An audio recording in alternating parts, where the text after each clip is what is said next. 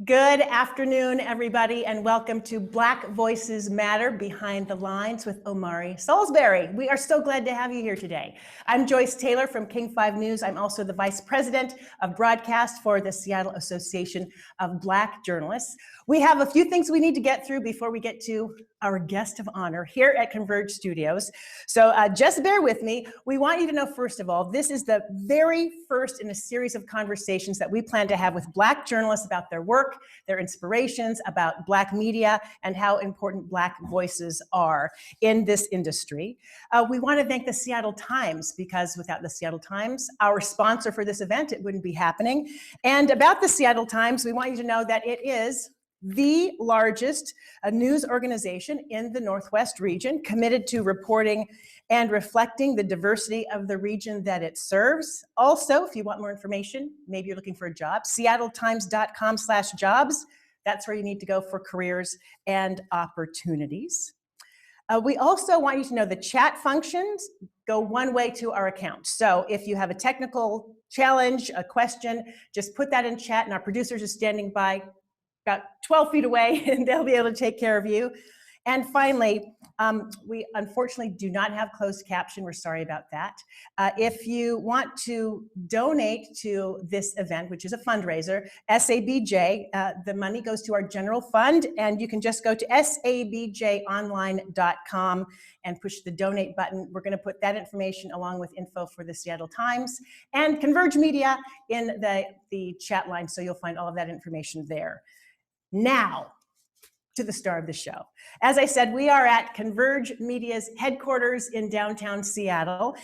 We are here to talk to its founder, Omari Salisbury, who you all have been following, I'm sure, with his streaming news agency online. Now, y'all been following the demonstrations and the protests. He's been talking about policing, but he's been streaming long before that, and he's been in the industry, in journalism, years before that. So we're going to be talking about all kinds of things. People call him the voice of the CD, voice of Seattle, but I think his voice is really much broader than that. So let's just get to it. First of all, thanks for having me here in your studios today. Thank you for being, you don't understand, this is such a big deal for us. Yeah, what I was saying before is that people have seen my face on different places, even big national news. Yeah. But in my neighborhood, in the Central District, South End, up in Scottsdale, this is a big deal. Like Joyce Taylor is at Converge Media. I'm humble. Like, so this is a big deal for us. And all the big mamas came last night and cleaned everything. It's all perfect for you. And we're just really honored to have you here. I'm honored to be here. It's interesting you say that, because especially during the events of the summer, people were asking me, have you seen Omari's stuff on streaming online? Have you seen what's been going on up on the Hill? You know, we have our journalists out covering it, obviously, but you were just in the middle of it. We're going to get to what was happening this summer, and you're sort of front row seat to what was happening in Seattle, which was on the national and international stage. But I want to start with you really at the beginning, about how you fell in love with storytelling and writing, and when and how did it really all start for you? Oh, well, this is good, because I get to acknowledge a few people. Then it really first started for me at Summit Elementary. I had a teacher, Barbara Nielsen, who I still stay in touch with to this day, decades later. And I used to bounce off the walls in elementary school, and she was the one who was like, you need to channel your energy into writing. And she's the one that got me into writing, and somehow they pieced together a typewriter for me. So here I am, 5, 6, 7 years old with my own little typewriter and typing up stories and some everything else. And so Barbara Nielsen, Seattle public school teacher, was really, really the one who got me into writing. And my mom, to be honest with you, my mom, when we were young, she used to make us sit down and read, and she had the encyclopedias, and she had a set of encyclopedias, and she'd have us reading and writing reports and stuff. And back then I was like, this is crazy, because all my friends would be outside playing. She's like, you gonna read this encyclopedia and tell me what's going on and this and that. And I was doing all kinds of reports and stuff. And so, I mean, it's just naturally just reading and writing, and also just listening to the elders. I come from like a family here in Seattle, but also down south, a larger family where the youngsters, you can just kind of sit and listen. And you listen to Big Mama and them, and your aunts and uncles, and you listen to those stories. And it's hard to be a good storyteller if you're not also a good listener. And so learning how to listen was important. I know you told me too, you grew up like I did. You had the National Geographic, all of the volumes in your house. Probably. Yeah. So, growing up in the Central District, my mom got me these National Geographic, subscription to National Geographic. And her big thing was always like, you live right here in this neighborhood, but the world is so much bigger. There's so many things that are out there. And so as a kid, I'd go through National Geographic. My dad got me a big atlas, and I would just spend hours just looking at countries on maps and things like that. It was always like, you might be here right now, but there's a whole world that's out there. So just study up, read up on what's out there. Even if you can't be there right now, you know what's there. And I want to start too at the beginning with intention, because I know you talk a lot about your mom, who you haven't mentioned yet, but everyone in Seattle knows who she is, right? And your dad was a photographer. So this is kind of in your blood. Right. So, my parents moved here in 1975, right around there. And my dad graduated from Brooks Institute, which at the time was one of the best photography colleges in the world, down in Santa Barbara, California. Moved up to Seattle like a lot of people and try to find new beginnings, new startup here. And, my dad, they opened a photography studio, Salisbury Photography, which was right there on 23rd. If you take 23rd, going towards the U District, right before you go down the big hill, there's a brick building there on the right. That's where Salisbury Photography is. And actually, they got their start, Mr. Fitzgerald Beaver, rest in peace, the founder of the Facts newspaper, helped my family start Salisbury Photography years ago. I was just a little kid. I used to be in the dark room with my dad. He'd be up there, saying with the larger, the negatives and everything else. And, I like to tell people that media is not on me, it's in me. And it's just something I've just been around my whole life, one way or another. So this summer you found yourself on Capitol Hill. Maybe you thought it was going to be a couple of days initially. People think that was sort of the beginning of Converge Media. But you actually started streaming and talking about what was going on in the CD in March about COVID. It wasn't the protest that really got you streaming. Right. Well, and Converge itself is years old, but the morning update show, which a lot of people are tuning in Monday through Friday, 11 to 12. That's right, Monday through Friday, 11 to 12. And come and check us out. Well, the thing is that when Governor Inslee shut the state down, she might do again, there was so much information that was just out there, and people in our community, it was overwhelming information. It was all well intended, but it was hard to decipher. Can elders go to the grocery store? How do you do this? Back then it was, remember, wash your hands for 20 seconds and sing happy birthday. It was so much information. So we started the morning update show because we just wanted to be able to tell people in our neighborhood information specific to them. This is where you can go to get treated. These are the hours for your local grocery store. This is the best advice. We bring on health professionals because we know that people in our community and young people, sometimes they like representation. So we brought in Dr. Mook, the hip hop biochemist from the University of Washington, and he would explain like, okay, this is why you should do this or do that. But we started that as a platform for our community, especially the elders in our community, because we got to look out for them. And volunteer effort it still is. You know what I'm saying? This isn't. Converge didn't have any resources, no money, no nothing. I called Daryl Glover, DQ. He had the streaming equipment. We didn't have any equipment then, and I said, Daryl, we need to get on air. We have to talk to our community every day. I said, bruh, I can tell you two things for sure. One, we don't have no money. And two, I said I could guarantee you an audience of at least two, because I know that my mom or my dad, they'll watch. So we'll start with an audience of two and we'll grow from there. And Daryl came and he volunteered. Trayana came on, Carlos Imani, and we started the morning update show. And, and then of course that rolled into the protest. But we're real proud of the fact that we just really did a pop-up TV show and it really just dedicated to the people in our community because we know that they needed somebody to talk to them every day about what was going on. For people outside of the Northwest or Seattle who might be watching, thank you if you are. Our community, when you say our community, you're talking about the central area. Yeah. And just like you say, journalism is in you. The CD is in you too. Oh, 100%. I mean, when you talk about the Central District, you are the Central District. I mean, everything you do, it comes through in your work that it's so much a part of you. Yeah, I mean, I love the Central District. Love Seattle as a whole. Love the Central District. Describe it. And if you've never been to the CD before, describe the CD. So the CD today is a bit different. So I'm gonna describe the CD that, like, that's paramount in my mind. But I grew up in a neighborhood that it was a predominantly Black neighborhood here in Seattle, which, especially if you're watching from outside of Seattle, you're like, what? There's Black people in Seattle. But yeah, the Central District got its heyday. Go down Madison 23rd. There it is. It was 80% Black. And a lot of people, just to throw it out there, a lot of people don't know the Central District was really founded like 140 years ago. Before Washington. It's before Washington became a state. When it was the territory of Washington.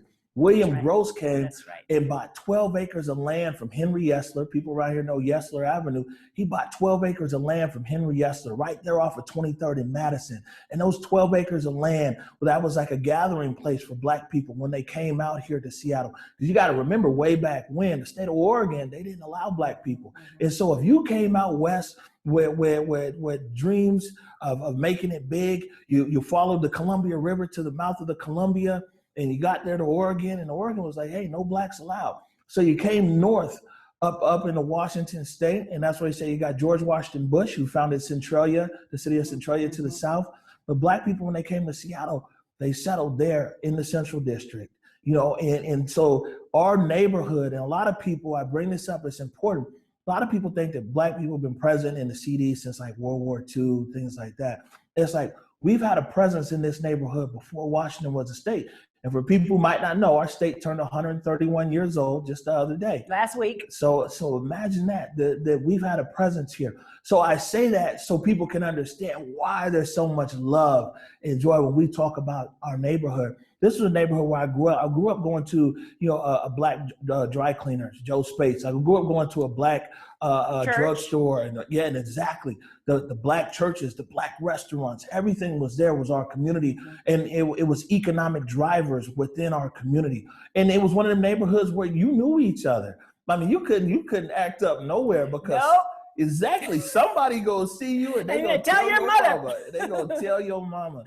And I mean, Central District, such a special place. And, I hold tight to those memories. I hold tight to that culture. And it's something that, even though there's been dramatic change through gentrification and everything else, we ain't letting go. Right. We're not going to let go of our culture and our history. That's your message now, too. In your radio show, the guests that you bring on, when you talk to city leaders and county leaders and local folks and business folks in the CD and beyond, that's really the message that I feel and that is underlying all of it. Not letting go. We're not leaving our neighborhood. Well, and the thing is, too, is that the reason why that's a compelling message is because we've had economic and social success in our community. Really, when people left us alone, the Central District was thriving. It wasn't until all these other factors that came in there, a lot of them systemic, a lot of policies weaponized against our community, but left alone, the Central District thrived. And we grew, we took care of ourselves and everything else. And so that's why it's compelling, because we know what we're capable of.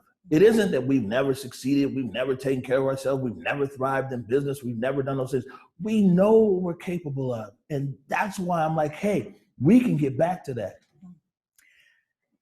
For those of you who are watching, and I know that you have some questions, you can send them to us in chat, and we're going to get to some of your questions right here on my cell phone.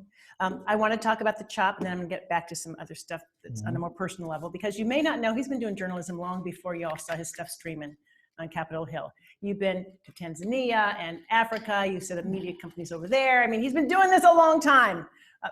3 decades, 4, 3, not old enough to do it 4. So, but let's just talk about this summer and when you started streaming up on Capitol Hill. I think you started with a cell phone.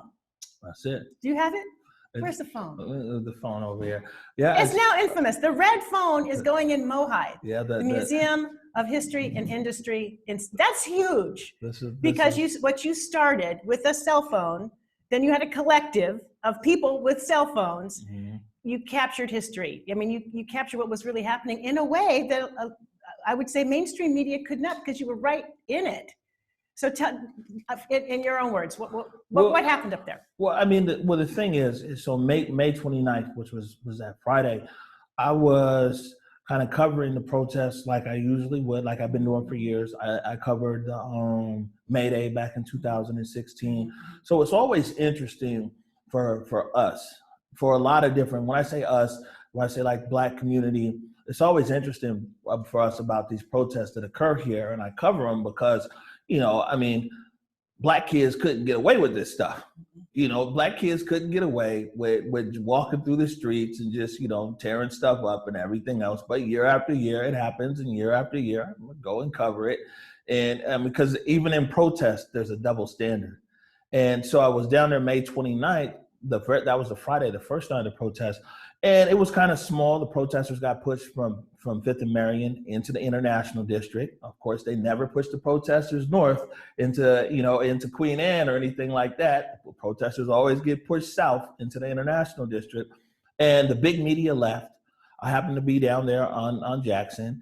And man, what I caught there was like, it was crazy. These guys just went through and just tore up the International District, just tore it up. And you hear me there on video. I'm like, man, these are small businesses. These are people who can't even defend their business, and just came and just tore up the ID and really went for 1.4 miles. I followed this group for 1.4 miles through downtown, just wanting destruction. Nobody stopped them. No police. The police rode by a few times, but never stopped them or anything. And so for me, I'm like, this is crazy, because if this was some Black kids who came down there from Union, from Jackson, from Othello, from Henderson, they would just tore up the ID and everything else, it would be a different outcome. So anyways, I posted my story. My battery ended up dying because I really just came to get some photos, but I ended up streaming. My battery died. I posted the story. And I thought it blew up. Yeah, I thought it was just going to be like the same regular people, neighborhood people. I get like a few hundred views on my blog or something. But it went because I guess I was the only person, who witnessed that. And so the next day went downtown because, again, and this is why I want this opportunity to set this record straight on something here. The next day, that Saturday, the 30th, there was peaceful protest. There was one that was over by City Hall. Then there was one in Westlake Park. Westlake Park, we had the Black preachers and a lot of different groups that were right there. And when people talk about the 30th, and I'm always correcting people, they say, well, protests started downtown and they turned violent. Let's be clear. Black people came there to Westlake. They came in peace. They left in peace. The mayor put a curfew there, and on the phones, they left in peace from Westlake before that curfew went into effect. They came in peace, they left in peace. So it's disingenuous to say the protesters started in downtown and turned violent. The Black people came and they left, right? Not all the Black people, but I'm just saying this group that was organized, a community. But so anyway, so we came down there to cover downtown, and that group, and by the way, this peaceful protest was going on while there was police cars on fire. There was tear gas, there was pepper spray. I mean, it was quite a scene, but they stayed peaceful in Westlake. Then they left, and we stayed down there the duration, just covering, what we were seeing. It was me and my son that night. He's not going out with any more protests with me. But why? Well, I mean, it was that night. It was like, he was there. We're kind of watching each other's back and everything. And I mean, he was real worried about me. I was stuck in the tear gas a few times. For people who don't know, Omari Jr., you call him Junior? You big O, he's Omari. He's in college, also a journalism major, and he happened to be home for the summer and was with you. Yeah, okay. he's studying broadcast at Loyola University in Chicago. So proud, good for him. Yeah, and so he was with you, and he's not. So why is he not going to be down there anymore? Well, no, it was just the next day they said the National Guard was coming. Yeah, and so I was like, no, son, this isn't really going to be a place for you. That was his first time in the protest.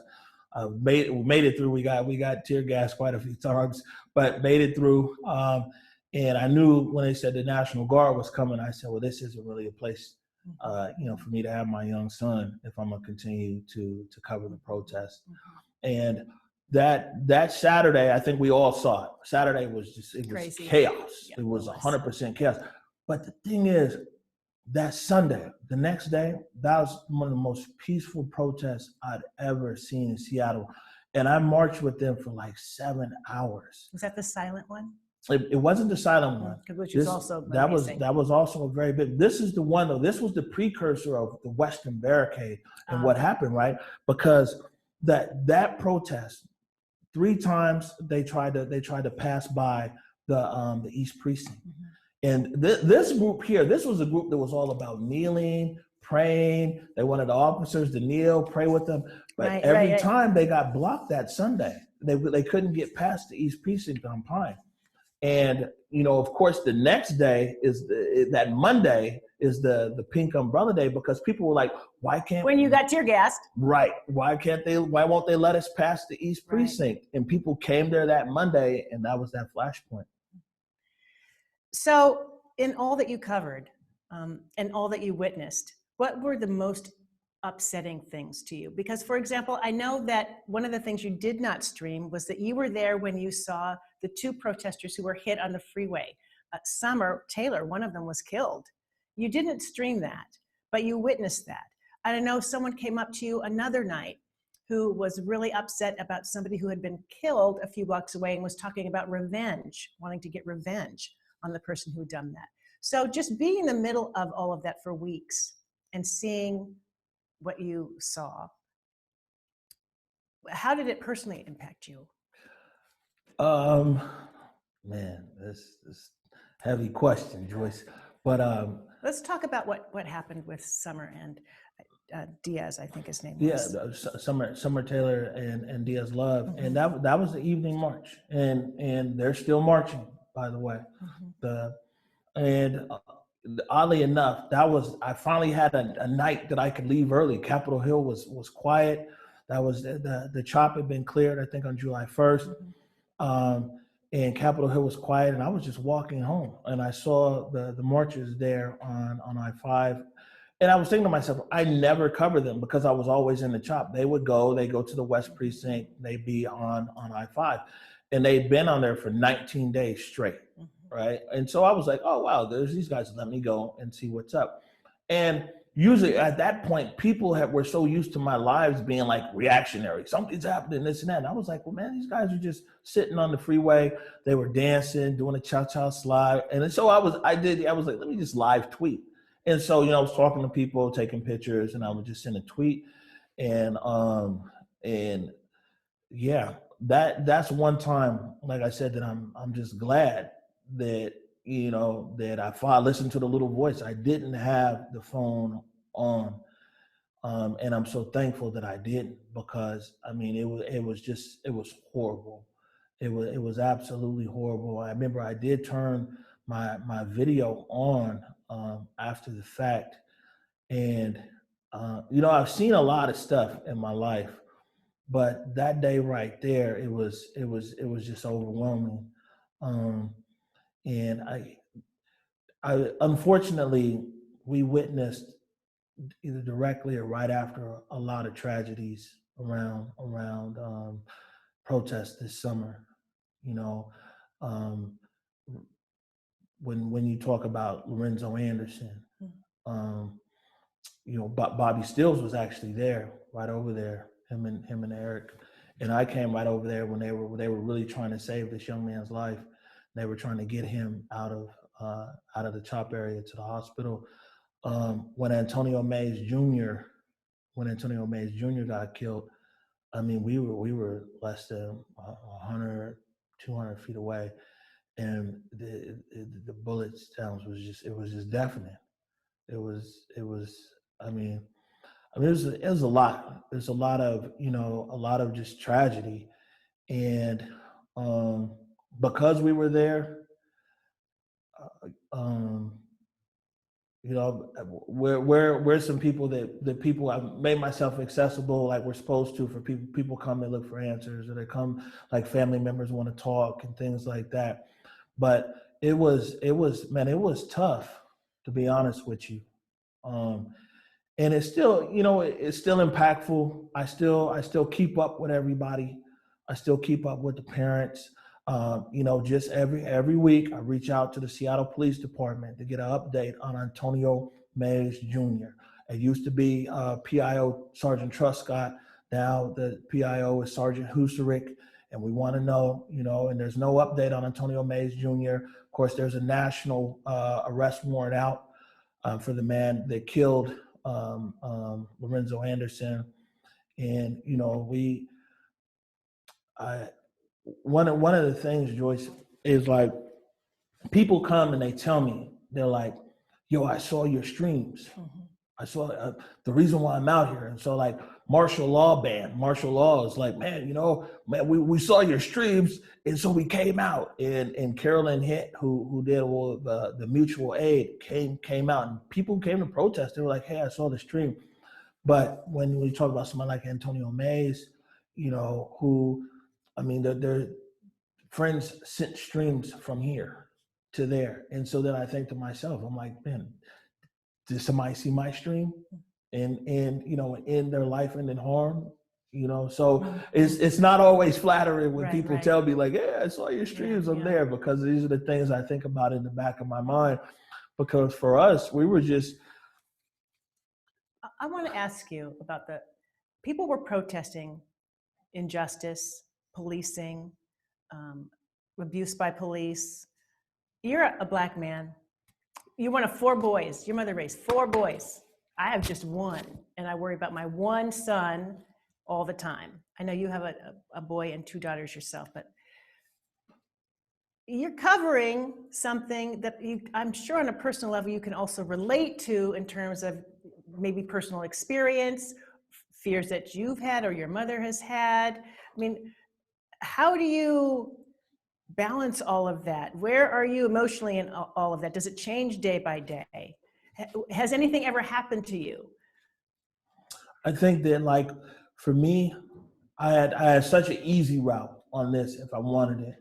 When I was 15, me and my brother were beat up in the East Precinct, right there where the Western Barricade was in CHOP. We were beat up by the Seattle Police Department.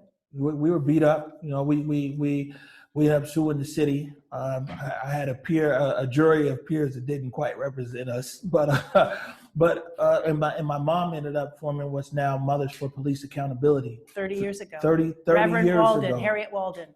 In case you don't know who she is, she's. Yep. You know who she is, but 30, Google it. 30 years ago, we were beat up in that same precinct right there on that line, and then seeing. You're 15? Yeah. Okay. Seeing all these, so I guess 29 years ago, seeing all of these, just not even George Floyd or Breonna Taylor, but just in Seattle, all these, you talk about John T. Williams and things like that. You talk about Charlene Lyles. It doesn't really take something that's occurring outside of Seattle to really, to activate these kind of emotions. But the easy thing for me to be would have been there on the Western Barricade and not be objective. Nobody would have held it against me. Could have been on my stream like, yeah, these are the same guys that beat me up right here, saying 3 decades ago, yada, yada. That's the easy thing to do. But man, let's do what's difficult. Let's try to be objective. Let's try to be fair. Let's try to de-escalate. That day of that pink umbrella, you hear me on tape, before the pink umbrella, I'm like, man, let's de-escalate this. Let's bring this down. How can we take a step back? And that, again, the easy thing would have been like, man, let's rock it. Let's get it lit. But it's a few things. Is one, like I said, that would have been easy. But 2, that also wouldn't have been professional. I wasn't there for that. I was there to tell the story. And in order to tell the story, in the best way that I could, I had to pack a lot of stuff away. I remember like right now, if you look at the morning update show, we end the show with the Black National Anthem, Lift Every Voice and Sing. And before, and in our commercial break, although we don't have many commercials, but our commercial break was I Just Want to Live. Because that song, the young boy came up with the song, I Just Want to Live, after you saw George Floyd. And we put that Black National Anthem, that was part of letting people know it so impacted us. When we saw that, it so impacted us. And I didn't have any idea at the time that, of course, that the protests would go and it would turn into CHOP and everything else. But that's the reason why. It wasn't the Black National Anthem that played at the end of the Morning Update show. But when we saw that tape, it was like a way to tell people we gonna lift every voice and sing till earth and heaven ring, you know? I mean, and so getting out there, I just knew that, yes, I could feed into all of these emotions that I feel. I could feed into all these things. And then Omari was just before, and I think about how my son likes to jog that around. Did it for me. You know? That did it for me. Yeah. And I mean, that you got to think, that week was explosive in the Black community because Ahmaud Arbery, a lot of those details were coming out. George Floyd. Yep, you had the dude who was just watching birds in Central Park, and the woman called the police on him. Oh, this African American man is trying to attack me, and he was just watching birds, you know. And then George Floyd, and you heard this Breonna Taylor, and that week was so much. It was explosive, Right. and like I said, I knew that for me, it wouldn't have been challenging as a journalist for me to really buy in to all the emotions that was inside of me. And I knew that if I was really going to go out there and tell a story that was meaningful, that I had to be able to pack a lot of those things away, you know, pack it away. And, you know, that's the hard part, don't you think, that people don't really understand about being a person of color in this industry? It's always about packing it away. It is. And also being objective and telling the story. But don't you feel like you're always packing it away? I am. And, you know, there was another, there was a reporter from one of the bigger stations here, and he asked me to be a part of a segment that he was doing. And I was like, nah, man, you know what? We kind of live in two different worlds. And he was like, well, you know, people liking what you say and disliking what you say, that's just part of being a journalist. And I said, nah, man, let's be clear. You cover this story, you go home. You know what I'm saying? You're totally detached. You know, I mean, these stories for us, one, you're right. We're always having to pack pieces of ourselves away. And just this stuff right here, we talk about Seattle. When we talk about Lorenzo Anderson, somebody from King 5 can come and cover the tragic murder of Lorenzo Anderson, and then they'll go home. But I've been knowing Donita Sinclair Martin for 20 years, Lorenzo Anderson's mom. You know what I'm saying? When I go back to my neighborhood, people are asking me, oh, what happened? What's this? What's that? So it's not just I cover something and I just get to go home and let me go to the assignment desk and what's the next story? And these stories this summer have stayed with us. All of these people are still with us, you know, and we find ourselves, and you're right, having to put pieces. Well, what's this gonna sound like? What's this gonna be? Whatever. Let me just deal with this later. I did a thing with the Seattle Times actually during the CHOP. They asked me a question about George Floyd and my thoughts of it, and I told them, I said, unfortunately, I can't wear my feelings on my sleeve. It would be impossible. I was so irate. I still am. Still so impacted at this crime against humanity. You know, and it happens all the time, but the way that it played out for the whole world to see this crime against humanity. And if I put my emotions here on my sleeve, it would be impossible. I'm still irate about that. But I know I got a job to do. Let me go and do my job. Let me go and be as fair as possible. Let me talk to as many voices as possible. I'm just asking this because I'm curious, because I, as a journalist and as a Black woman, with a son, with a husband, brothers, nephews, daughter, I have not been able, not even one time, to be able to watch that 8 minutes and 46 seconds. I haven't seen I can't watch it. Have you seen it? Nah, me neither. And it's crazy because we used to get somebody in comments, they'd be like, yeah, how come you guys haven't played the tape? And it was like, it's no need. It's like my mama said she ain't watched it. She said, you know what, I know the outcome. You know what I'm saying? Yeah.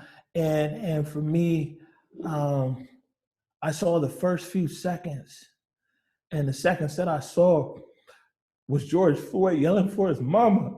He said, "Mama, mama." And I was, I don't need to watch no more. You know what I'm saying? This is what, and I think what people don't realize is what galvanized America, because people are saying like things have been happening in cities across America, whether it's Seattle, whether it's DC, New York. But when people did see on tape this man crying for his mother and the disregard, the officer there with his hands in his pants and the disregard, that impacted our humanity as a nation. People all across America, big cities and small towns was like, man, enough is enough. Yeah. And for some reason, that was the moment where, didn't you feel a shift? It's a shift and there's no going back. There's just no going back, right? There's no going back. Which is why it's been more extraordinary to me that you've been able to be out there in your positive, optimistic way, being a big African-American, beautiful Black man, one of 4 boys, with boys yourself, knowing our history then and now, and still have such optimism about looking forward. You know, my mama, I got so many mama says, but my mama said that forgiveness is giving up all hope on a better past.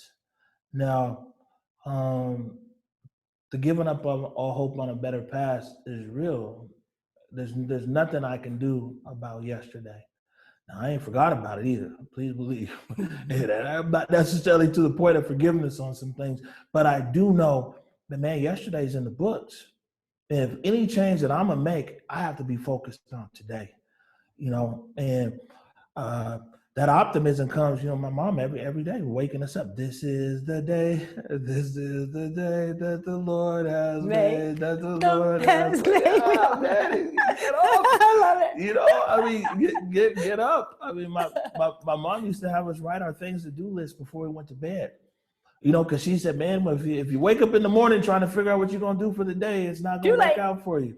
And I think that's also played a big part. Is really my upbringing, because what we saw and what we endured and everything else, if it wasn't for that ability to kind of be able to press reset, and it would be difficult. Whether it was dealing with SPD, day after day when there was the less than lethal munitions. I mean, it's difficult to get shot up a few times with these rubber bullets and then come back the next day and be like, well, we're here today to see what happens. Yeah, right. Or it's difficult to be around really witness a murder and be able to come back. And I'm not Superman, I'm not superhuman or anything like that, but there is a space deep within me that's always hopeful for tomorrow. It's always optimistic. Tomorrow can always be better. And that's kind of where, it springs from every day.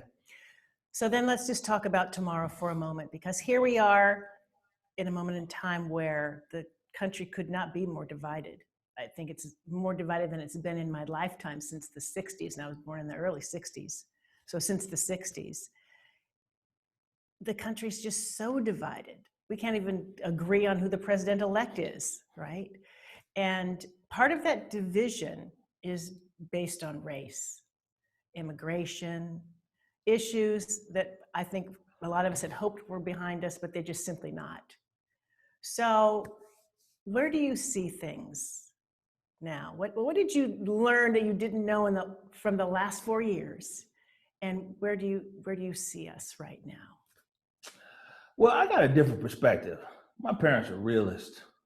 So I was never caught up in it was a great feeling to see Barack Obama in the White House. I mean, it was a great, when I talk about the optics of it and the dreaming of it, it's like, this is a Black man in the White House, the most powerful man in the world.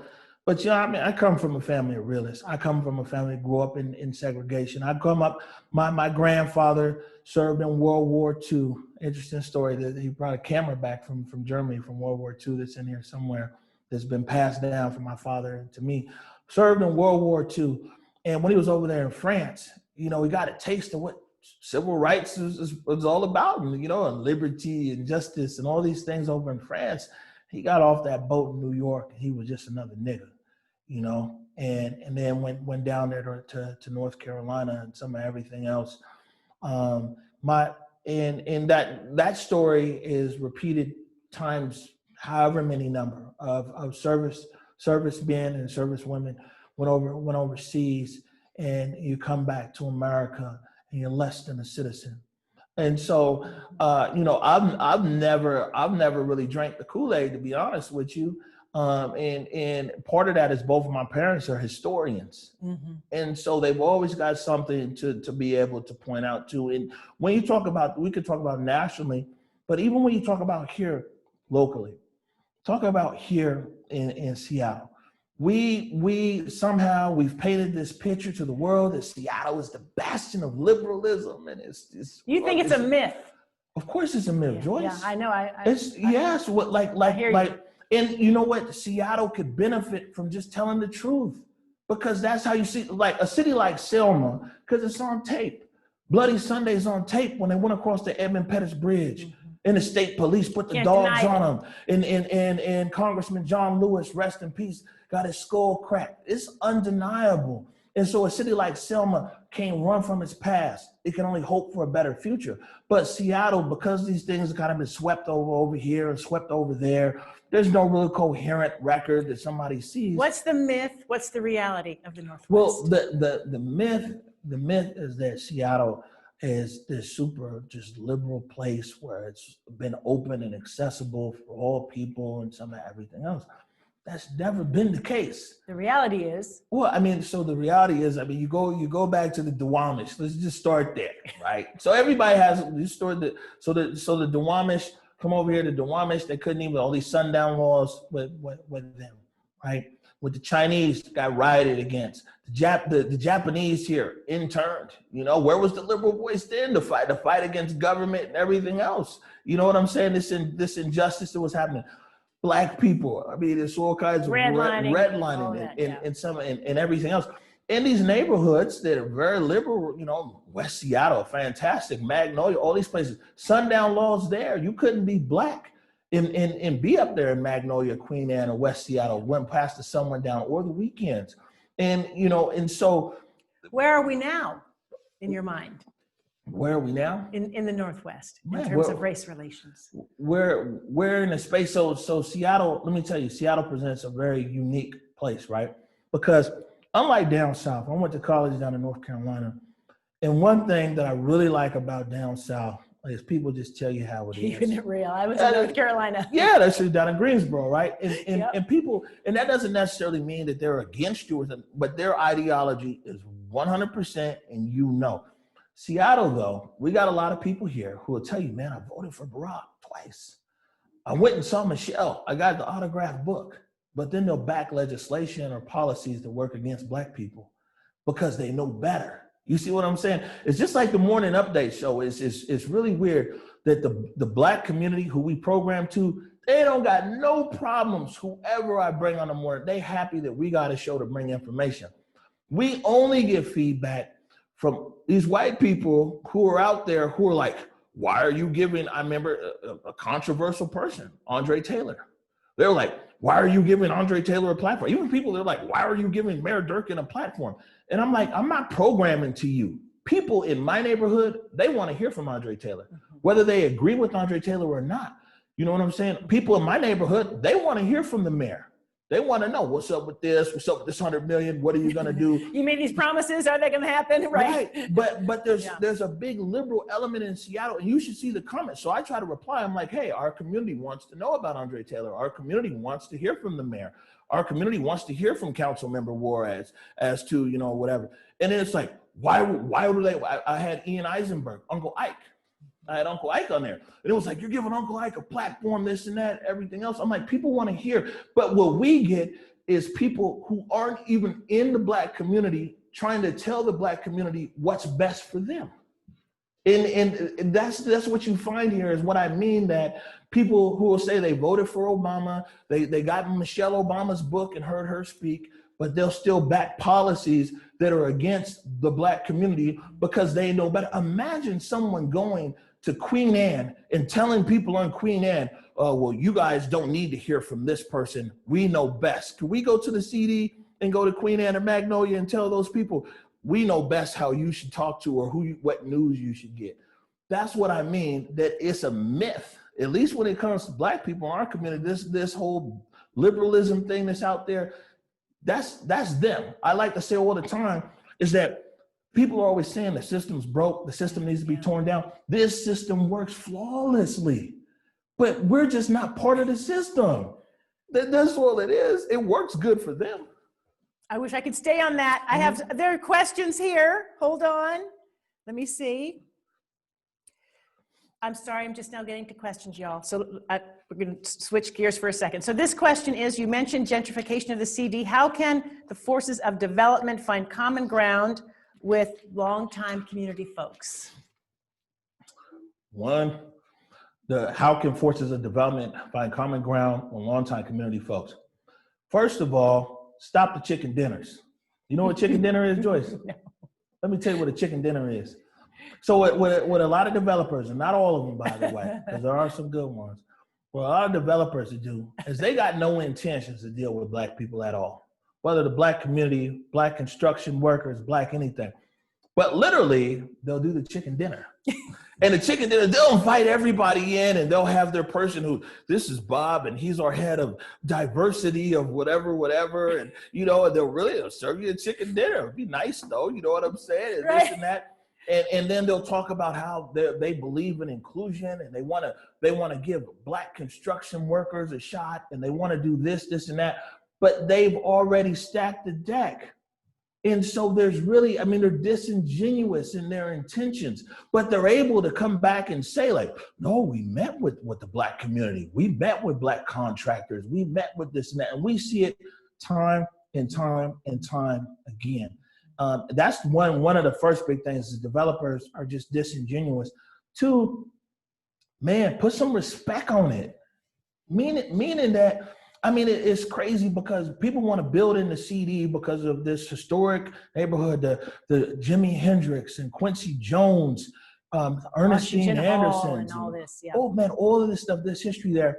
But then they develop housing that the people from the neighborhood can't afford to live there. What part of the game is that? Yeah. This isn't the new math. This is real. 1 + 1 = 2. Is that if you're building buildings in this Black community where it says the average Black household in Seattle makes $42,500 a year, the average white household $105,000 a year, and you're going to come and build in our community, and you're going to build property that we can't afford to live in. You know what I'm saying? Just stop. How about that? It's an easy one. When you talk about, or if you're going to develop affordable housing or work hand in hand with people who are doing things. Africa Town Community Land Trust is one. There's quite a few others. We could talk about gentrification in the CD forever. How much more time do I have, y'all? Well, yeah, you got a while. Because a couple of things, how you are a truth teller in an era of so much misinformation. That's a challenge too, I think, for all journalists. But in the CD in particular, since that's your focus, how do you get around misinformation? Well, so for us, one of the main things that we do, and this is why we rarely ever re-air like real like stories on stuff. Like people send us footage, people tell us this and that. If we don't really capture it ourselves, then that's one thing. So, and that's why our scope is a bit smaller as well, because we want to be able to see things ourselves. But for us, and there is so much misinformation out there. It's a challenge, isn't it? Man, it's horrible. I know we're talking about the CD, but I just want to throw this in here real quick. Just in general, but during the protest, and I tell people, I remember sitting on the phone with the Associated Press for like an hour because they were just doing myth busting. It was myth bustings of like, oh, is this true? Is that true? Is this and that? And it was so many falsehoods that were out there, and people just make up stuff. There was something the other day, and I actually called the Seattle Police Department about it, and this really had me upset, is that somebody published an article, I won't say who, that said that when Marquise Patterson was shot Sunday morning, and unfortunately he passed away, that protesters blocked first responders. Now, somebody wrote an article just to further, and it was like, yeah, clearly Black lives don't matter. Protesters let this Black person die. I called the Seattle Police Department. I said, is this true? Seattle Police Department said, no. You know, we don't have any reports of somebody stopping the first responders. But here is somebody here in the Seattle area who has a publication, 100% false news, and uses the murder of this young Black man to be able to further their agenda, to further what they want to do and everything else. So one thing that we do find is that we at Converge, because we don't have a lot of resources like big news agencies like yourselves or the Times, but one thing we are able to do is we got quick access. So we got quick access, and we're thankful for that. We call the mayor's office, they get right back. We call SPD, they get right back. OPA, they get right back. So although we weren't able to go deep on other things, we're able to kind of get to the truth immediately. And so that's kind of a place that we find ourselves being able to be in, because, man, this is what's really lacking. It's lacking here in Seattle and nationally. Is just tell the truth. Truth, it just is what it is. You know, let the chips fall where they may, because until we get to the truth of these issues, if we really want a better city, we're never going to hit the foundation. You got to hit the foundation. Sometimes you got to hit rock bottom, but they say rock bottom is a great place to build a foundation. We won't hit rock bottom until we are able to tell each other the truth about what's happening in our city. Amen. Amen on that. I want to tell people how Converge really came to be. And I know a lot of people do know this, but you've been doing journalism for a really long time around the world. You've been in Africa. Tell us about just sort of your journey that led you here, and then save enough time, because I want people to know sort of what is going on with Converge. I mean, you started with a cell phone. Now you have a business space, you have merchandise, you have equipment, and you can barely keep up with how fast you're growing. Right, it's right there, Bobby, in the top drawer of the file cabinet. So Converge. Just give us some background. No, we're going to start first with you being an international journalist. You started doing journalism a long time ago in Kenya and Tanzania, right? You asked. Let me see if I get up there on the screen. Is that your passport? Oh yeah. Let me see. Yeah. So this is my passport here. It's 200 some odd pages. This is my current passport. It's about 200. 200. How many pages. Countries and cities? It's been stitched in twice. Altogether, cities, I had no idea, but over 50 countries, like 54 countries, everything else, you know, started 29th in Jackson, y'all. Started 29th in Jackson. This is like my third one like this, you know what I'm saying? It looks like a small Where has Gideon's it Bible. taken you? Everywhere but Australia and Antarctica. But I mean, how? What is the journey? Where did you go, and why did you go there? Right, and so the thing is, what really jumped off for me was 16 years ago now, I went on a trip to Tanzania, and I got there. I was there for 3 days, and I was like, "Yo, this a random trip, a vacation." Trip? Actually, this is better. So previously I was working with some record labels and stuff in New York. I had interesting job history. Out of college, I worked for AM1 in the basketball network. And so I had lots of music connections. Somebody wanted to throw a concert. They wanted to bring a concert to Tanzania. This guy chased me for a year because I was like, Tanzania, I don't know. That's far. I was actually working in Latin America at the time. And for a year, he badgered me like, no, man, you have to go to Tanzania. You have to go. And I was like, okay, man. So I went to Tanzania. I took the longest route ever, Seattle to Atlanta, Atlanta to Cape Verde, Cape Verde to Johannesburg, Johannesburg to Tanzania. It was like 30 hours. But I got there, and, you know, in the first 3 days there in Tanzania, I met all the people, I guess, that I ever needed to meet, all great friends today. They're all in media and radio or TV at different stations there in Tanzania. And I just saw like what a great opportunity. And it was something so amazing to be there on the continent, and everybody just looked like me. Yeah. You know what I'm saying? Yeah. These are all high level professionals and, you know, captains of industry and everything else. And I mean, I felt such at home there in East Africa, in Tanzania, and started working over there, which was crazy because I was splitting a lot of time flying back and forth between Tanzania and Kenya and Seattle. And my son, O, spent the most time out there. He actually went to school out in Tanzania for a while and some everything else. And during that time there, I went from kind of, I guess just kind of being a Mr. Fix-It around media, trying to figure some things out, to hosting a radio show. I did a big show there. It was the Countdown Show with me, the Big O. You do have a great voice. You know, on 102.6 That's a great FM. voice. Yeah, and so I was an on-air personality out there for quite a few years. And then I got into licensing. One of the big things is all these developing countries across Africa, they didn't have a lot of commercial TV or commercial radio because it was all like, state owned. But, if you really want to grow your economy and you want people manufacturers to come in there, fast moving consumer goods, you got to have media. Right. And so I would work with some countries. So I worked with the government there in Rwanda, launched a TV station in Rwanda, worked with government there in Botswana, launched a TV station there in Botswana. All of this with a group that I was working there, Clouds Media Group, TV stations there in Zanzibar, TV stations in Tanzania, streaming platforms across East Africa. We launched a TV station there in Abu Dhabi. I lived in Dubai for 4 years. And so I commute between Abu Dhabi and Dubai. It was about an hour and some change. We launched a TV station there in the Middle East, the very first Black TV station there in the Middle East, put it up on satellite, coverage across 43 countries. And so, altogether, I think we probably part of the launch of about 5 TV and 6 or 7 radio stations, mostly there on the continent of Africa, but then of course there in the Middle East. And, like I said, streaming platforms. I used to go out to Beijing, right?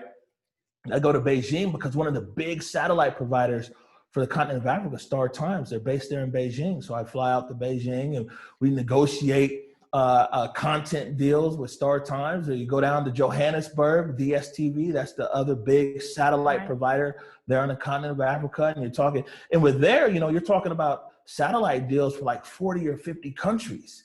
You know what I'm saying? And it's like, so it gives it a different kind of, it's a largesse to it, So you're doing all of that. What brought you back home to Seattle, to the Central District, to Converge? That's a lot going on over here in Africa. I mean, and that's a big question. People thought I was crazy, right? Because they're like, dude, you're living here in Abu Dhabi, Dubai, and being right there, you're close to everything. Right.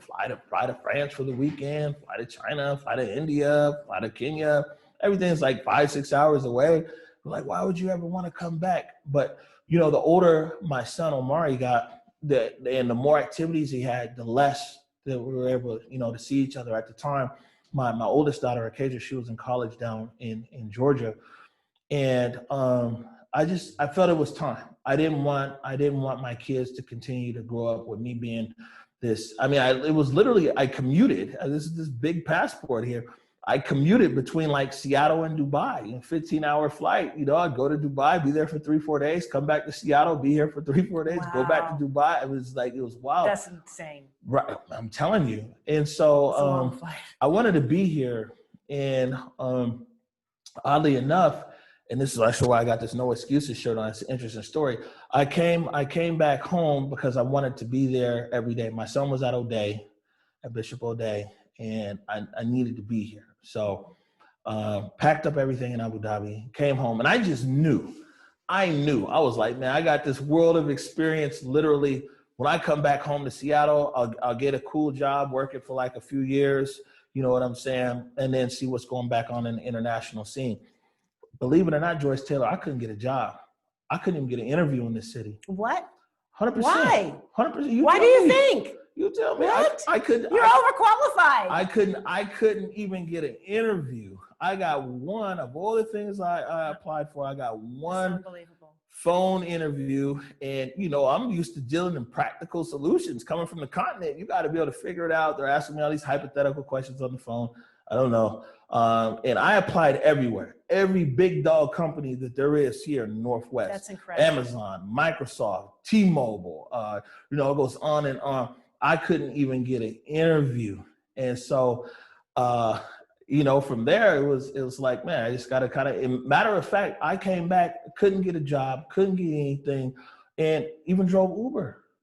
I was like, that's just where it was. I couldn't, it was mind blowing. It was kind of depressing too, to be honest with you.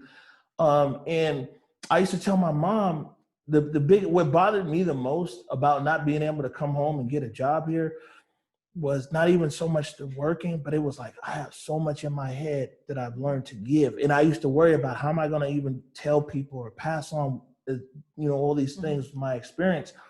And so Converge, was always an idea early on of how we could build a platform for the Pacific Northwest for content creators. And I just put all my energy, into that. And I was like, man, if ain't nobody, my mama used to always say though, if ain't nobody gonna give you a job, you're gonna have to go make your own. You know what I'm saying? I love your mother. That's what mama used but to say. But it really took off this past year. Definitely. And it is interesting that it took these demonstrations and protests. Now everybody knows your name. Mm-hmm. But why did it take that? Well, yeah, I don't know. I will say this though. So there's a few people, Dan Beekman specifically from the Seattle Times, because I'd write stories about gentrification and predatory real estate and everything else, and Dan, also Naomi, also Bulldogs. At the Seattle Times, they would pick up on articles that I was writing and things like that. So some of the local media and definitely the community, you might say the community, the Central District, the South End, things like that. They've always known what we've been up to, and in covering these protests, what I guess blew us up for everybody knows Converge. We were the kind of the last to know. Really? Like I'll be honest with you, Bobby Stills, we were the last to know because like for us, I mean, one, you could tell we went into this totally unprepared. I did, but Bobby still saved the day, by the way, because I went out there literally just with the phone. I had no idea, didn't have gas masks, didn't have goggles, didn't have gloves, didn't have anything, didn't have eye wash, because I was just like, man, let's just see what happens and report back to the community. And then really walk us through what happened, because not everybody knows the story of what started with this red phone, where it has really taken you. Yeah, well, like I said, so previously we were talking about that Sunday march. It was so peaceful, right? And they tried to march past the East Precinct, and they were denied entry or denied even walking past. And then next Monday, those same protesters came back and they're like, yo, man, we just want to march. These are our streets. We should be able to march past the streets. Seattle Police Department had thought otherwise. And they had put a barricade there in between themselves and the protesters. And, hindsight is 20/20 and a lot, but the Seattle Police Department was actually right next to the barricade. Yep. Which I think now in retrospect, they realize they probably could have been 10 feet back, 15 feet back, because it's easier for them to move back than it is thousands of people. But we caught the moment right there. And this is the same group. I've been with them for like an hour and a half streaming up there and, covering SPD over the years. And this is where a lot of people caught on tape is that you're able to tell their change in posture. So, and I'm sitting there and I'm just streaming. And at the time, like I said, we had no idea how many people were really following and this and that. So anyway, I'm calling it out. I'm like, well, the bicycle officers are here in front, so we're okay. We don't have to worry about anything. And, but if they get tapped out and you get the ones with the gas mask, then it's going to be a problem. Next thing you know, the officers in the gas mask come up there and the bicycle officers move back. And then there's a woman puts out the pink umbrella to block against the spray. A Seattle police officer grabs the umbrella. They start going back and forth and all hell breaks loose, and that moment was the moment that was caught on camera. And the reason why it was a big deal though, and we didn't even realize it, but the Seattle Police Department put out a release immediately saying that protesters started a riot. Now we didn't, after all that, I mean, it was crazy how it went down. A lot of people saw that tear gas everywhere, flashbangs everywhere. It wasn't until later that night when we see there's like, they said it was a riot going on Capitol Hill and protesters started a riot. it didn't even dawn on us that they were saying that's what it was. That's what you had felt. Right. We were getting ready to go back from downtown up to Capitol Hill. They were like, oh, it must be a riot. But the whole point is that was one time out of many that SPD had said something to the public. It didn't match up. And it didn't match up. And we had it on tape. And at the time, like I said, I had no idea how even all this bigger media worked. And so many people were hitting us like, did I think that we just released that footage to everybody? I was like, whoever, because I couldn't believe it was happening. I was like, so everybody could just see it for themselves. That grew into something incredible because then people were donating gear and loft space, and it just kind of ballooned in terms of people giving you access and you know, just equipment for covering the story. But yeah, I have to get some more questions. Sure, no problem. Because people are going to be mad at me. I'm going to give you a couple. Mm-hmm. One is, do you think that white Seattle has heard the message of the protest, the message of Black Lives Matter? Yes or no? And if yes, why? If no, why not? Well, it depends who you talk to. I mean, DSA just put out a survey the other day, the Downtown Seattle Association, although they didn't sample, or they didn't have D3 really fully included in there. And it says that Seattle residents, of what's their pressing concerns, of course, homelessness was up there 45%, and the issues of equality and Black Lives Matter is at 10%. So if you were to go by their poll, then it's like, yeah, people are aware of this issue, but they don't really care. I would say that in typical Seattle fashion, the majority of Seattleites are aware. A majority of Seattleites are like, man, this is all bad. But are the majority of Seattleites willing to act upon it? Are they willing to hold people accountable? Or, that's the big difference. People definitely know in Seattle, and a lot of stuff people will really tell you, well, man, that's wrong. But anyways, let me go get my latte. Even before the pandemic, these were considered to be bad economic times for local journalism. How has Converge thrived in spite of that?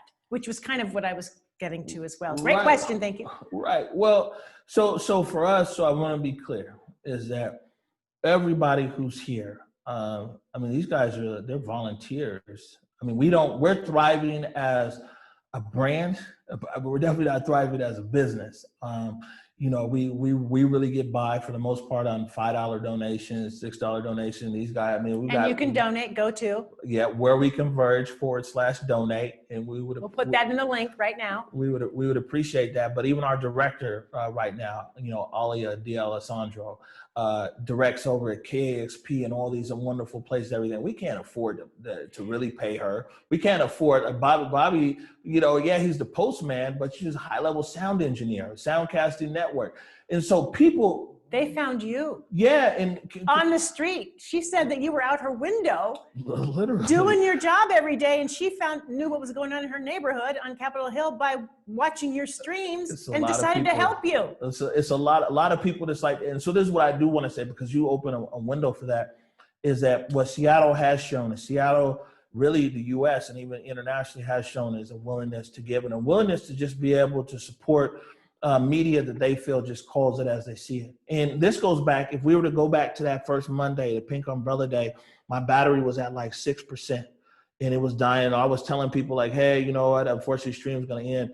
Our brothers and sisters over there in the Vietnamese community, they came and rushed up there and brought me battery packs. You know what I'm saying? Yeah, so the stream could, I had no idea how serious the rest of the world was really taking the stream. I'm like, battery's gonna die. I guess I'll go home now. You got a home base up there too. Yeah, exactly. Tell that story. Exactly. And so we were doing our morning update show, literally from the Western Barricade. I mean, this is how crazy we were, though. Is that we were like, hey, we got the streaming equipment. Let's just do the morning show from the Western Barricade. And so we'd go out there and we'd do the morning update show, me and Triana and Bobby Stills and DQ. And there's a guy over there who lived in the neighborhood who had a loft that really right across the street from the East Precinct. Lived inside, at the time, the barricade. Yeah. And he was like, oh, man, I see what you guys are trying to do. You need support. And so, he gave us use of his loft for almost 2 months. And that use of that loft, also, we were inside at no charge. You were in in the story. Yeah, and we were there, we were in the chop, and that's why we were also able to be first on everything, because we were right there on the ground for 2 months, and people have continuously found ways to give. Our office space right here, so there's a lot of giving hearts that are out there in Seattle and beyond, and we definitely appreciate it, because that's really what keeps us going. I'll be honest with you, if we had to operate at market rate salaries and things like that, it wouldn't be the same Converge people know. But it's the fact that, one, everybody who's here, whether it's Nikki Barron, Jordan Oyos, Eric Calligraphy, Jake Gravbrot, all of these other, Carlos Imani, all of these people who are here, these are people who are just volunteering their time.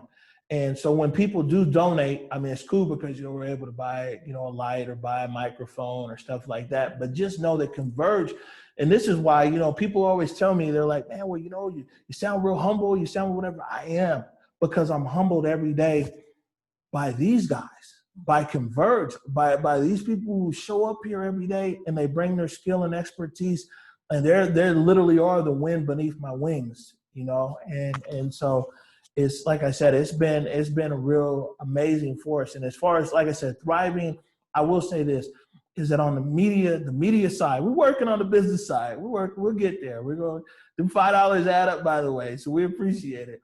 But on the media side, what we found is, like, people are just happy. Like City Hall, when I deal with the mayor, and and I call Mayor Durkin's office, and we agree and we disagree, but I'm fair. And in that case, then that access is always there. Chief Diaz, and even Chief Best, as a matter of fact, I had Chief Best on my show the morning that. Did she announce she was retired? I was mad about that. I'm like, Chief could at least. I talked to her the day before. She could at least. For an hour and a half. But she got us both. Yeah, on that show, that morning show, I showed her some segments of this, that, and everything else. But I try to be fair with people, and fair doesn't mean agree. Fair just means fair. And I would say that we don't have to understand, we don't have to agree, but let's make a commitment to try to understand. And so Converge is in a kind of space right now because media is so polarized. It's so much, I got you, and how can I throw you under the bus, and let me get a soundbite and everything else. But for us, we're long format, so we just let people talk, which is good. We got to try not to chop people up and things like that, and we're fair. And because of that, our access level to a lot of important people and things is there, and it continues to grow because people are like, well, Converge, the story might go our way, might not, but we know they'll be fair. We only have about 15 minutes left, and I want to spend some time really talking about the importance of Black voices in our industry. Tell it.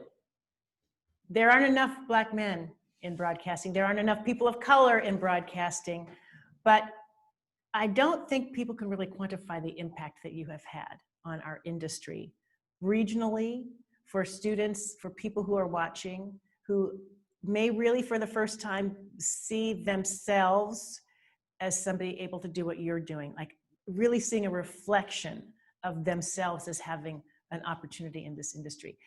The impact that you are having just by every day doing this work in this industry.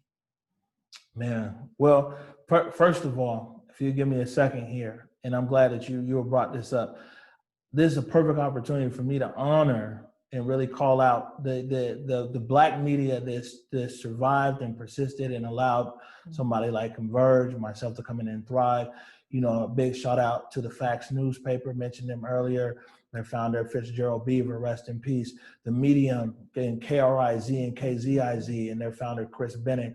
You talk about the South Seattle Emerald. And Marcus Harrison Green, Rainier Avenue Radio, and Tony B. And we've had quite a few publications come and go. And even when you go back to old school at 1250 K-Fox, and there's always something. And the Facts, by the way, was in Tacoma, I think, first, but may not have been. And the thing is that I want to acknowledge first that these media organizations, a lot of people especially transplants that come to Seattle and they're like, oh, you guys don't have no black this, no black that. I'd be like, well, hey, our legacy black media is here.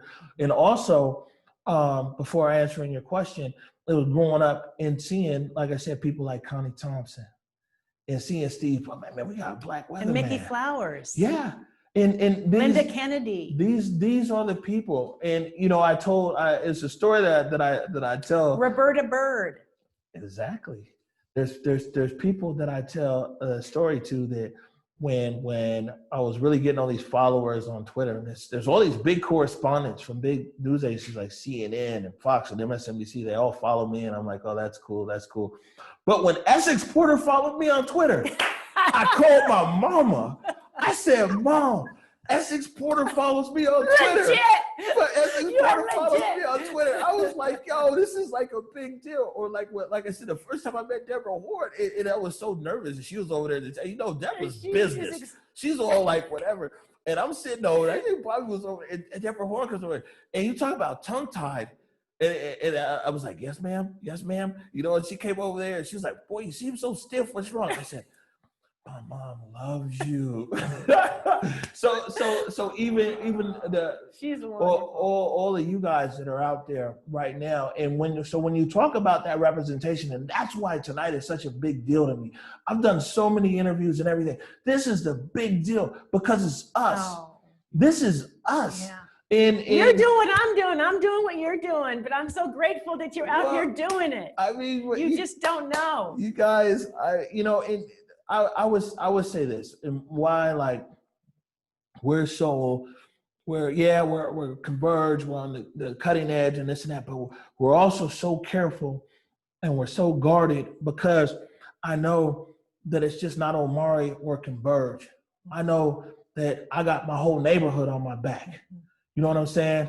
I've got a black community, you know what I'm saying, on my back. And so there's so many young people who are like, they're thinking now like, man, you know what? I'm gonna go do video. And there's people, it's just the last 4 or 5 months, so many things are popping up and people call us and they want tips or they want their kids to learn how to do podcasts and they want whatever. And we're open for it, by the way. You know what I'm saying? Which is great. And so it's great because we're inspiring people.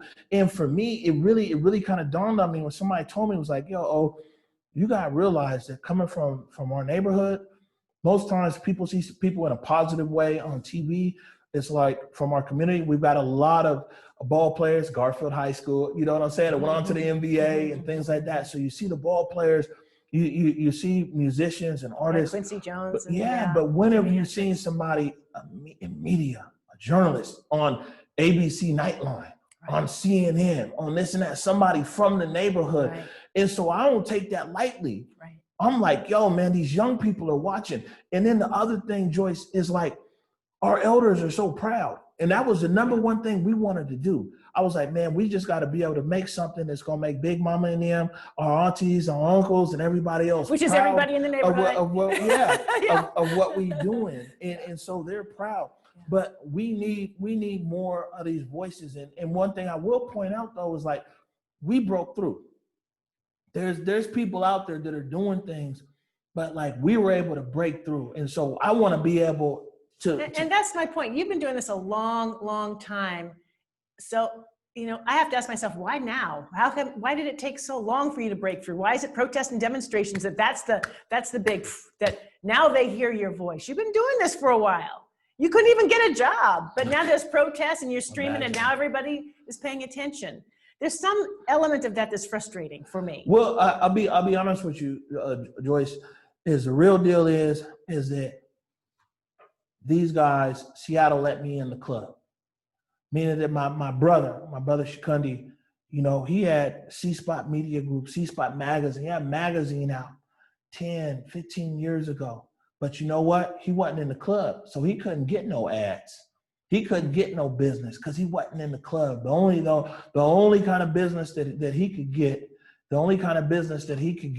was small local restaurants and this and that. So this black media is out there, but unless it's in that club, it's not recognized. See, the protest put me in the club. The protest made people who work at Amazon care about black media. it made people who work at Google care, and people who whatever. So that was an impetus for people to be like, oh, there's stuff out there. But I've seen so many Black media professionals, their business fail because the ad agencies who clearly could, and there's ads out there for Black media, but they make a decision. And they're like, yeah, we're not going to give no ads to C-Spot. We're not going to give no ads to whatever. We're just going to give the gimme ads. So hopefully what this is going to do right now, it's going to shake up all them ad agencies out there. And you guys been sitting out there ignoring Black publications. All you ad agencies been ignoring Black websites and everything else. Now's your opportunity. You talk about equity, put your money where your mouth is.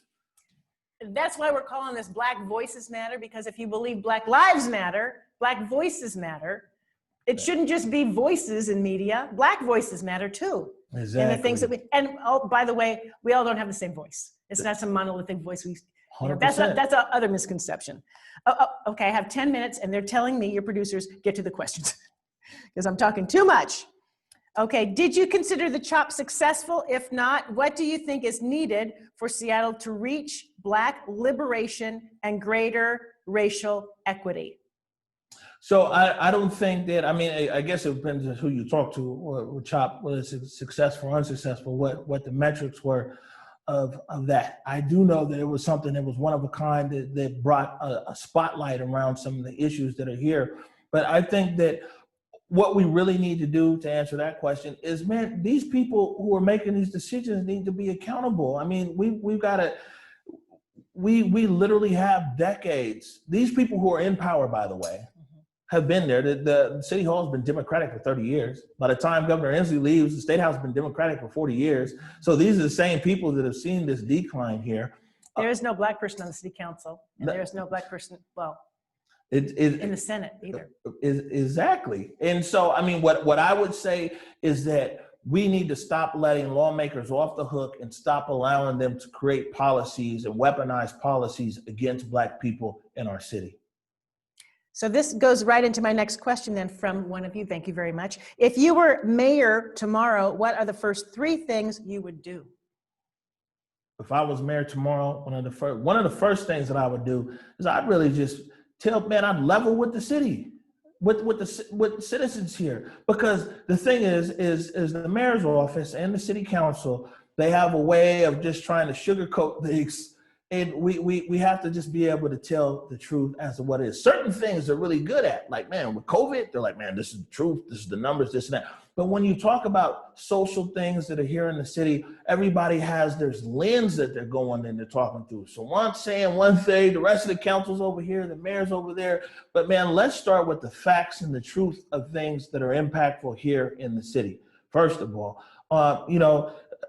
second of all, what I would do with the mayor, as the mayor, and I don't know if you would be able to see it through in one term, but man, I would really try to find a way to grow the leadership class in this city. They talk about an activism class. You think there's a leadership gap? There's a leadership gap.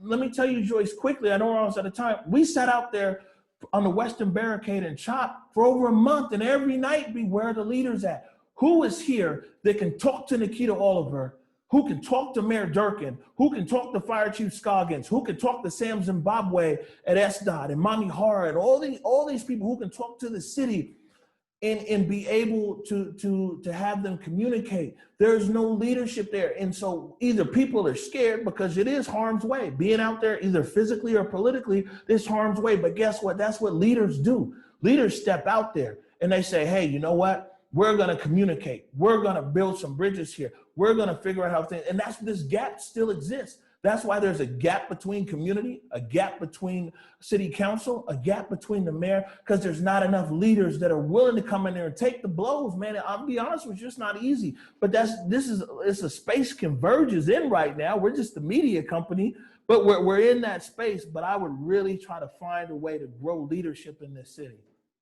Have you ever thought about career in politics? Absolutely not. I mean, I've thought about it and I'm absolutely not. I think you should reconsider. Let's see. I think I was going to end here and someone's already asking the question, so I concur. So for all you have seen, what keeps you going? I think, when you look out, where do you see Converge in 5 years? And this is two questions. Where do you see Converge in 5 years and beyond? Because I know you're getting into music and some other things. I mean, it's going to be a big media company, isn't it? Yeah, well, so the thing is that we're more visible right now on music. It's kind of where we've been, in our culture. It's our urban lifestyle and culture. But a big thing that we're doing is there's no excuses. What does that mean? What does that mean? And so this is a job platform because this algorithm on LinkedIn or whatever, man, it's not really built clearly for people like me. And so we're making a job platform. It's called No Excuses, and it's video resume. So you know what I'm saying? You'll go there and it's all video. And so we're going to take the whole excuses out. It's no excuses. If Black Lives Matter hires some Black people, there's no excuses, jobs.com. This is the next big thing. Because you know what? I'm not going to wait for politicians to pontificate. While we got this energy and everything else, I'm going to do my part. Let me go help some Black people get some jobs. You know what I'm saying? Is that online? Has that gone live? No excuses, jobs.com. So people can sign up with their resumes in there? Yeah. This That's incredible. What I'm saying is like, I'm not waiting for government. And this is the best thing that we can do as citizen stakeholders in the Emerald City. I'm not relying upon government or community organizations to be the change we want to see in the city. At Converge, we're just, we're taking it head on. And for us, in 5 years, what we want to do is we want to be a dominant storyteller here of Black and urban stories, as well as music in the Pacific Northwest. I know some people are like, oh, you got to do this, go national, everything else. But you know what? If we can continue to grow and thrive in our culture in this region, then it'll be great. I think it's extraordinary that you have grown up in an environment where people have told you constantly you can't do it. You've been treated in ways that have told you can't do it or you don't deserve to have it. But your family has always surrounded you with you absolutely can do it and be it and all of that. So I'm curious, what's the one lesson that you think has been the most impactful that your family, your parents have shared with you that you are now sharing with your 3 children? James Salisbury Sr., my grandfather, used to say, you might give out, but you don't give up. And that's been everything to really live by.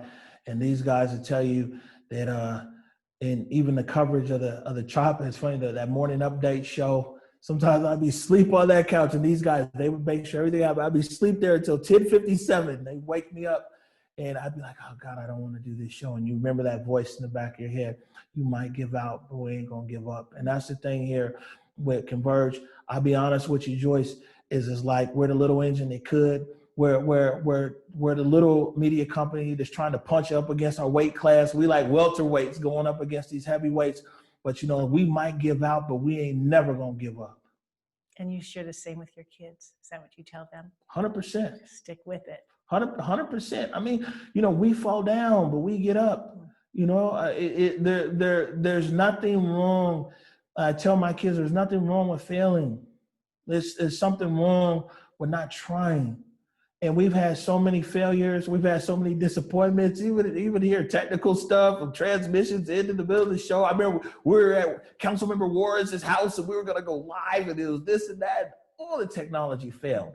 Had to pick ourselves back up and keep moving. And it's those failures and it's learning from those failures and it's getting back up from those failures and it's not giving up. That's what matters most, And where they come from, and I know I tell my kids this, they are enough. They have what it takes. Yes. They are enough. Oh, of course. They are enough. And you go into this world knowing, and there's a power in positive reinforcement. Every day, my mama used to wake me up and she said, Dr. Salisbury, they're calling for you over in Africa. Dr. Salisbury, you're gonna make it, or I have positive reinforcement my whole life, my whole life. It matters. It matters. It matters. You parents out there, man, wake them kids up with some positive affirmations every day. You are somebody. You will be great. Great things will happen. So I've never thought about myself in the negative. I've always been like, yeah, I'm here. You're amazing. This is it. I tell my kids, you're amazing. 100%. 100%. Not always, but no. Do you have any final thoughts? We are out of time. If I did not get to your questions, I bet if you put them in the chat, we'll somehow get them answered for you. What final thought you want to leave with our viewers? And thank you for being the first voice of our Black Voices Matter series that we're kicking off. Thank you. Well, thank you. I mean, I guess a few things is one, I want to thank the SABJ, man. And I'm a very sincere person. And when I tell you that this experience right here, and this means so much to me. This means, and I've gotten a lot of honors, and I don't mean to disregard any other honor, but to be honored by you guys, to be honored by my peers, to be honored by, like I said, Essex Porter was even tweeting about me the other day. I mean, you've made us all so proud. This stuff means so much to me. Like, this is a big deal to me, to be honored by the SABJ. So I want to thank you guys. Secondly, all my colleagues at Converge, and man, I talked about this the other day. It's like, so Bobby's here, Eric and Jake aren't here today, but man, these guys, they put themselves in harm's way for me and for this stream. I mean, it's a lot of stuff that never showed up on film, a lot of injuries that never showed. We never cried about the injuries and that we sustained out there and everything else. But these guys put themselves in harm's way day in and day out with me. And then we've got these other incredible staff here. Like I said, our director today, Alia D'Alessandro, Nikki Barron, Jordan Oyles, Eric Calligraphy, Carlos Imani, Triana Holiday, Lakeith Aspey, Onika Gilmay, Damian Burrell, all these people who played all these big roles here. And the last thing that I would say is to anybody watching here is like, man, for us is don't be afraid to try. Don't be afraid to get out there and just do it every day. We were prepared for this, Joyce, because every day before the protest, we were creating something. I'd write a blog, 10 people might read it, write another blog, 30 people, but I kept writing. You know what I'm saying? I kept making podcasts. You get 50 people listen, maybe 100. But the whole point is when it came time, my skills were so sharpened from doing something every single day that we were able to transition into probably one of the biggest stories here of whatever seamlessly. And so people are out there, young journalists that are out there, stay after it. Stay after it. Do something every day. You just never know when it's going to be your turn to step into the big stage. You got to be ready for it. Well, for me, having watched what you have done, especially over the last many months, you don't really realize there's a void out there, and it's a void that you have filled with your streaming and your storytelling that we didn't even know I didn't know we had in the Northwest until you filled it with the kind of storytelling and streaming that you're doing. And I think a lot of people would agree with me that you have filled a void that was so necessarily needed to be filled. So we just need you to keep hiring people and telling stories from our community, because you're telling them in such a unique and wonderful way. Will do. And you're telling all the stories that need to be told too. Thank you for the honor of having me spend the afternoon with you on a Saturday, opening up, working on the weekend. I have a couple more details I have to go through because I want to thank our sponsor, which was the Seattle Times. And again, you can visit seattletimes.com for information about getting their newsletter or also their job information, career opportunities. My colleagues at SABJ, Seattle Association of Black Journalists. Hey, y'all, shout out to all of you all. You can find information about our organization by going online, sabjonline.com, and also on Twitter and Instagram at Seattle NABJ. And to the staff here at Converge, Bobby and Alia, thank you for having us. They sprayed the place, we're distancing, we got masks everywhere. Also Colin, who organized everything from SABJ, who's one of my colleagues who works at competing station at Cairo. Thank you to Colin. And thanks to all of you who have donated. Have we told you how to donate to Converge? If you want to support Converge, tell us what to do. Go to whereweconverge.com/donate. And your shows every day, 11 o'clock. So Monday through Friday, 11 to 12, right here. Converge Media can catch us on our website or across any of our social platforms. And the only way that they're making it is because people like you have been donating That's to it. help them grow and tell such amazing stories about what's really happening in the Seattle area. So thank you all for your time. Thank you so much. And we really appreciate it. You all have a great day. Stay safe, mask up. God bless.